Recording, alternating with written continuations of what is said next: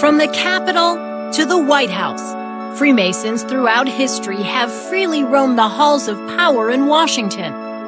Freemasons first appeared in Europe around 1390 AD as a guild of stoneworkers, but over time, their mission and activities became increasingly shrouded in secrecy. Joining the Freemasons wasn't easy. There was a strict set of initiation rites and rituals. The higher a member rose in the organization, the more secrets he learned. Remarkably, 13 of the founding fathers of America belonged to the secret society. Washington was very fond of and drawn to the symbols of Freemasonry. He was proud to be a Freemason. Washington and fellow Freemason L'Enfant were also responsible for designing the Federal Triangle, an area with specific geometrical symbols built into the street plans of Washington, D.C.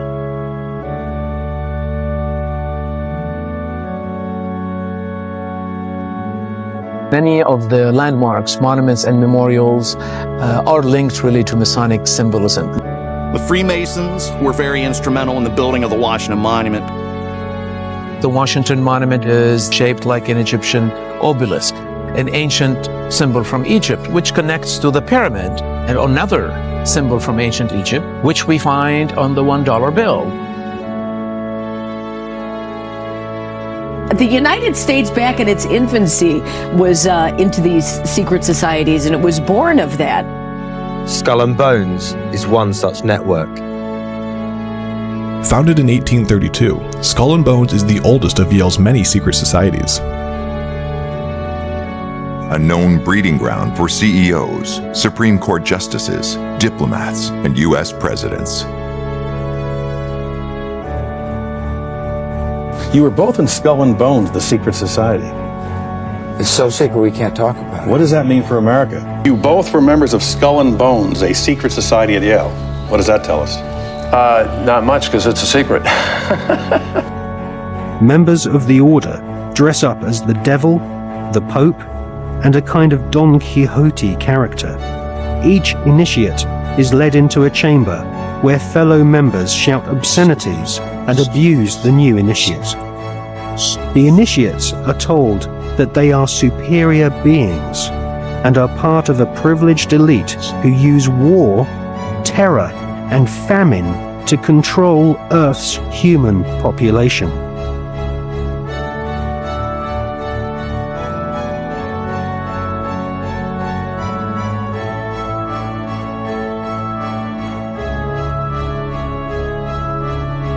What is the Bohemian Grove?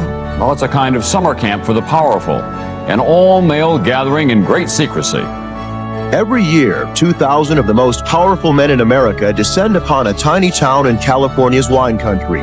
Pretty much a who's who of the elite. First up, we have U.S. presidents. Many of them have been members or guests at Bohemian Grove. Richard Nixon and Ronald Reagan are two of the most notable. A lot of high-ranking officials have made appearances. People like Henry Kissinger. Then there's the business moguls, heads of major corporations and banks, like David Rockefeller, for example. There are also plenty of artists, writers, and musicians. Arnold Schwarzenegger has attended, Clint Eastwood, some very big names. You gather here for a few weeks of relaxation, networking, and some rather unusual rituals.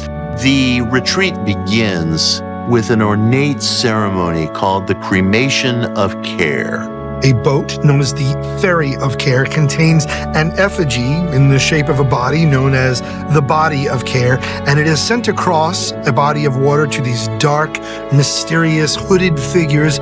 This effigy is placed at the feet of this 40-foot owl structure that's covered in moss and leaves, and it is set afire.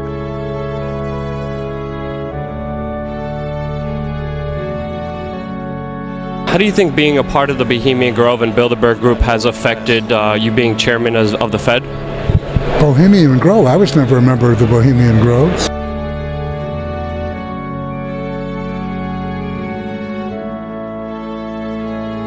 What happened at the Bilderberg meetings?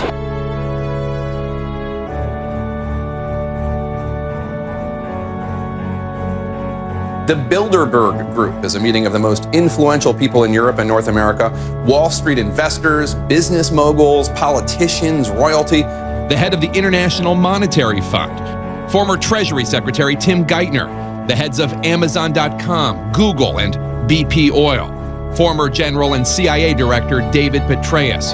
They're all coming together and keeping the media and everyone else out.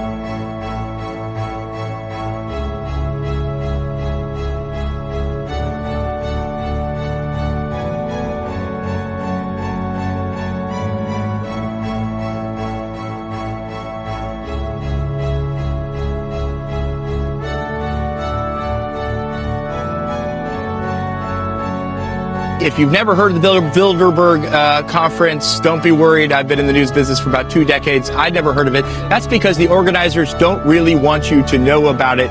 It is very secret.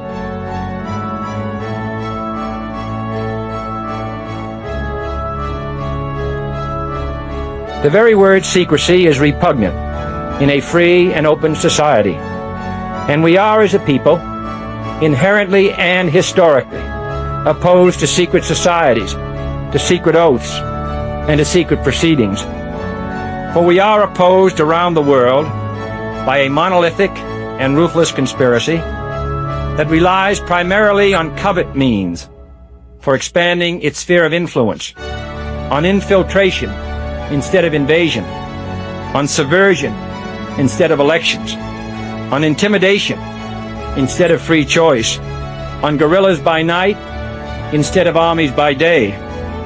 It is a system which has conscripted vast human and material resources into the building of a tightly knit, highly efficient machine that combines military, diplomatic, intelligence, economic, scientific, and political operations. Its preparations are concealed, not published. Its mistakes are buried, not headlined. Its dissenters are silenced, not praised. No expenditure is questioned, no rumor is printed, no secret is revealed.